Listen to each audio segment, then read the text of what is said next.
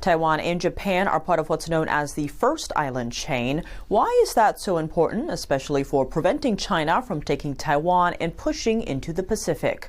We tap retired Marine Colonel Grant Newsham, a senior fellow at the Japan Forum for Strategic Studies and author of When China Attacks. Well, the first island chain that you mentioned, and Taiwan is in the very middle of it, if you think of it like a castle wall, it has bedeviled Chinese strategic planners forever.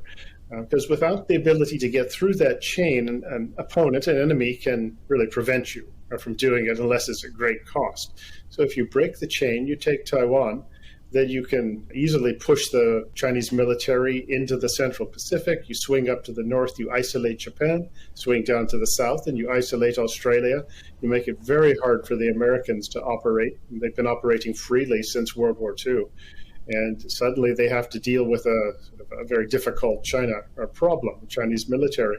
But there's also, once again, a political psychological aspect to all of this. You think about what the message is if Taiwan comes under Chinese control, effectively 23 million free people enslaved. Well, it's going to send a message that American military might couldn't prevent this from happening. U.S. economic and financial pressure couldn't do it, and U.S. nuclear weapons couldn't do it. So anyone in Asia or elsewhere that thinks they've got a promise, real or implicit, from the Americans to protect them, they're going to have second thoughts. And I think you will find that Asia turns red overnight, or at least a really dark pink, as everybody tries to cut the best deal they can with the Chinese. And the Americans would be really humiliated, effectively pushed out of the Western Pacific, and you would feel the effects of that globally, as it suddenly looks like the Americans are on the sort of a ride down, and it's the Chinese who have the upper hand. So Taiwan has an outsized importance beyond just the military, and that's as important as anything. I think the actual presence of chips or semiconductor manufacturing on Taiwan and the importance of that to the global economy, that's just gravy from the Chinese perspective. If it's still there when they get Taiwan, if they were to try to get it, that would be very nice. But there's other reasons that I've just named that are enough to make Taiwan a very juicy target for Xi Jinping. On top of these economic and geopolitical aspects, there's another concern from the Chinese Communist Party. Grant Newsham says Taiwan is, quote, an existential threat to the communist regime. One thing about Taiwan that I didn't mention is to the Chinese, it's an existential threat. You would ask, well, how can a place with 23 million people be an existential threat for a place with 1.4 billion, maybe a few less compared to, given what the Chinese have said. But the reason is it's a free society run by people of Chinese origins, many of them, not the indigenous people. And it shows that they can handle democracy, freedoms, consensual government, all of the liberties that the civilized world takes for granted.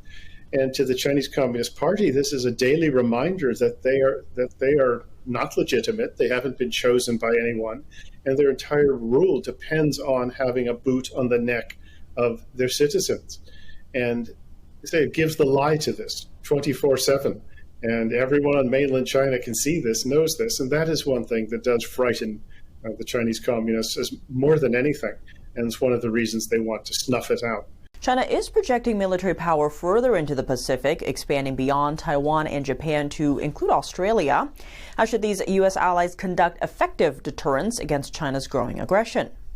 Well, one thing, you've got to be there. You've got to be there all the time. So you're going to need much more of an American, Japanese, even South Korean, if they're still on our side, Australian presence in this region. And it has to be a military presence, commercial presence, diplomatic. And there isn't enough of that.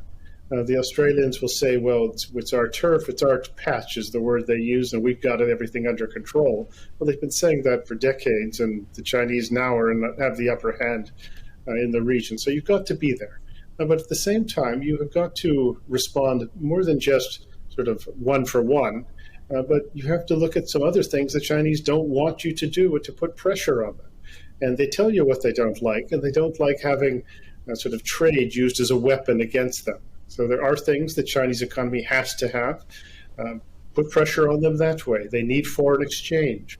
And they need to export to earn money. Well, put some pressure on them that way. Expose the obscene wealth of Xi Jinping and his cronies and let them explain that to the 5 to the 600 million Chinese who live on $5 a day or less.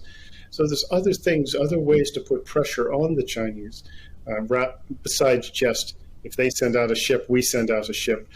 But you do, as I say, you have to be there in a military, diplomatic, political sense, and economic sense. But at the same time, you apply pressure. You can make it clear enough that this is a response to that. But we've heard a lot of talk out of the Australians for a long time, and it doesn't appear that the Chinese are paying much attention to them.